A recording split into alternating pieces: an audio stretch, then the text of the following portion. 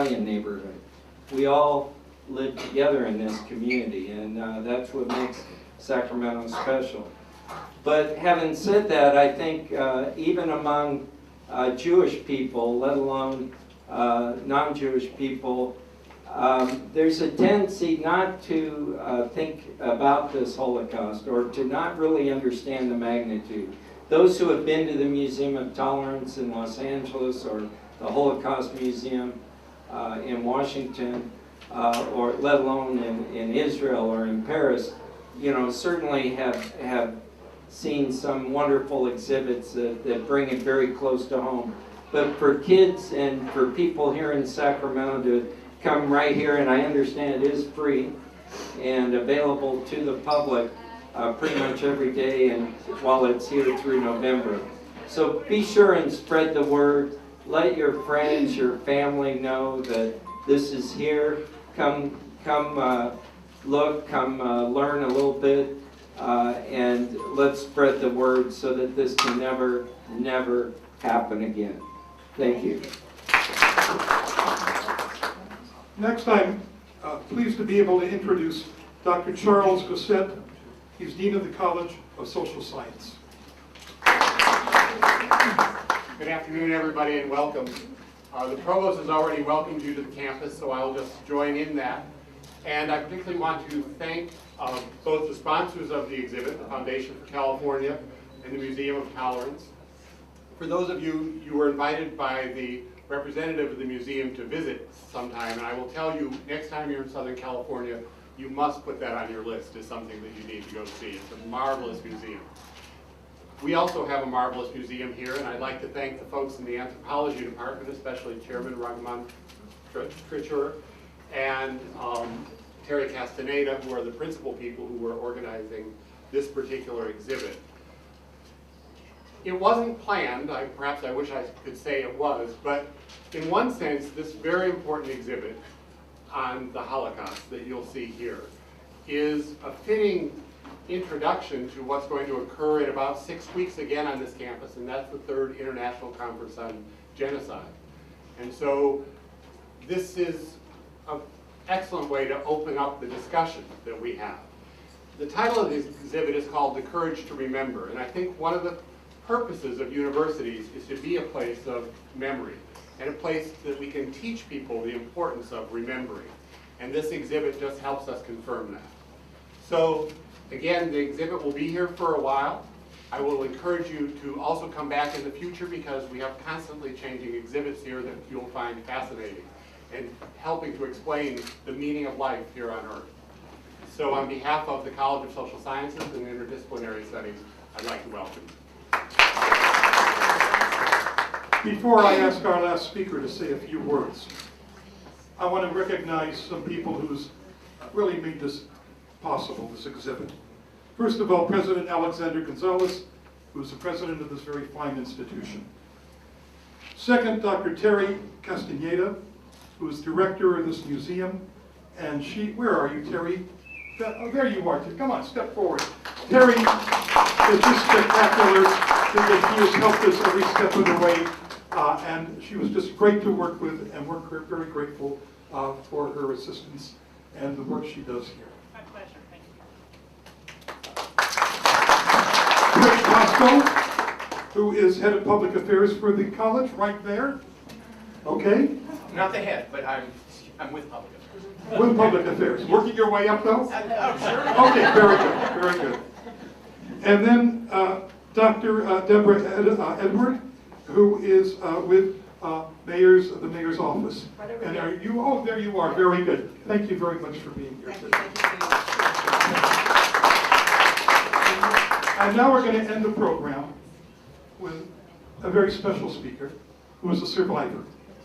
As I said to you a few minutes ago, the survivors are our treasure because they don't need documentation to tell you what happened in the Shoah, the Hebrew word for catastrophe, in the Holocaust, because they experienced it.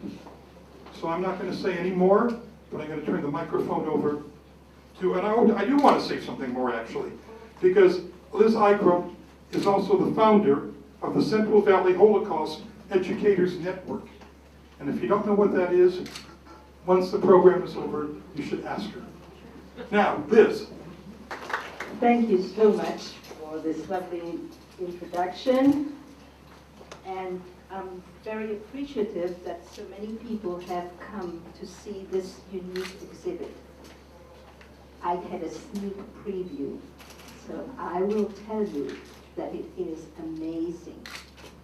And it is amazing not because it just has these photos and text, and it is amazing because if you follow the panels, at the end you will ask this question: how was it possible that a civilized, cultured, advanced, democratic society could have perpetrated this crime?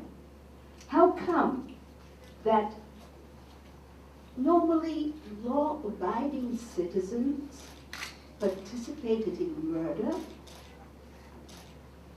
And most of all, the question that we need to ask: how come that the world turned its head the other way for such a long time?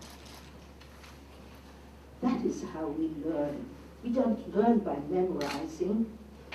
We learn by looking for answers to difficult questions. When I go to school to share my story, and I'm not going to share it here except to say, France was the best place for me after the war.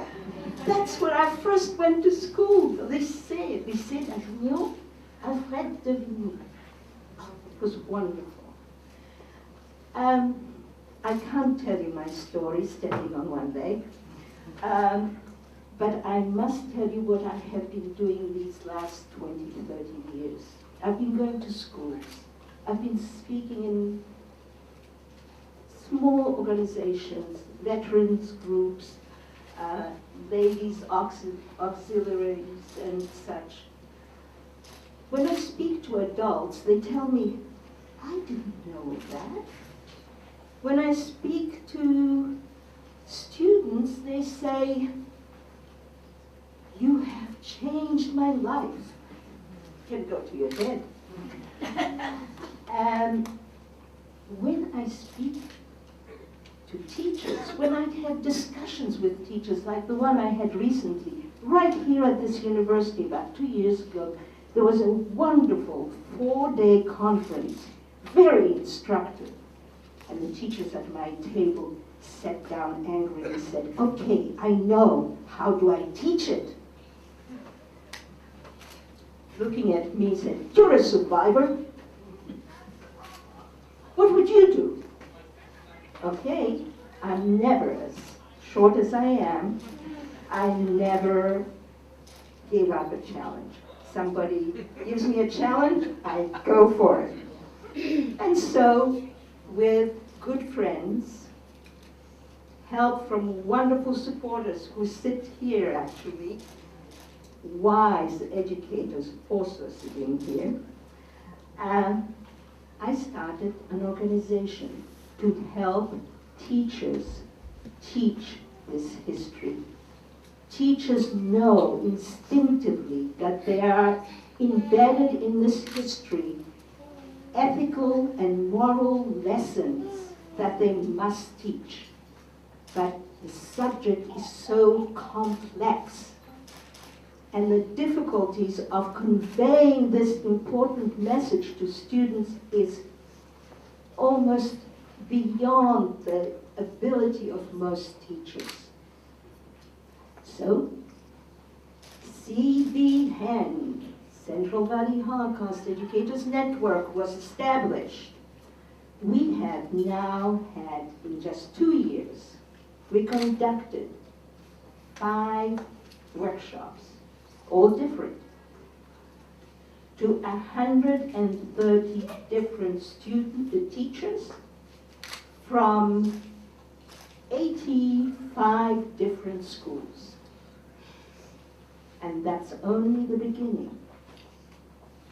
Because when I go to schools, a little shyly the teachers say, okay, I don't want to insult you, you know, my gray hair, but survivors are getting kind of old and rare. They're a rare breed at this time.